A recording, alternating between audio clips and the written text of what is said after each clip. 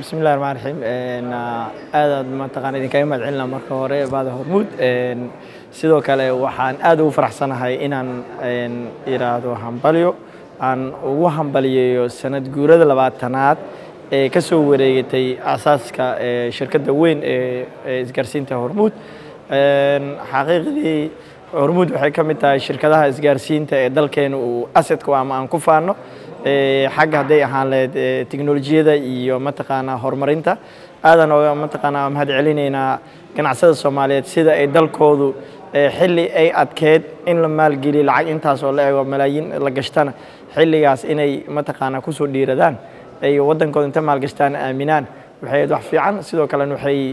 ahayd irid fure waxay u ahayd ganacsada Soomaaliyeed marka shirkadda hormuud waxay ahayd tusaale fiican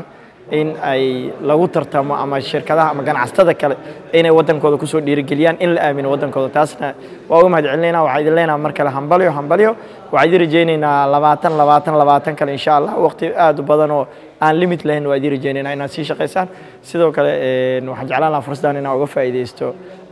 maadaama hormuud la yiraahdo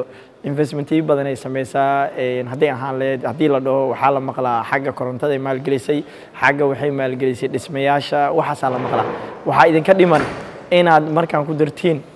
hormuud inaad ku dartaan waxa idinka dhiman maalgelinta sportska runtii sportska in la maalgeliyo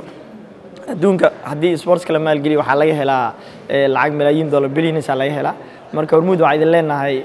maalgelinta asmeynaysiin waxa idinka maqan inaad qaybtaas ku dartiin sidoo kale waxaan idinkaga mahad celinaa sida aad u dhiirigeliseen dhalinyaradii xulka qaranka 17 jirada ee soo guuleystay kuwaas oo dalkooda dib ugu soo laabtay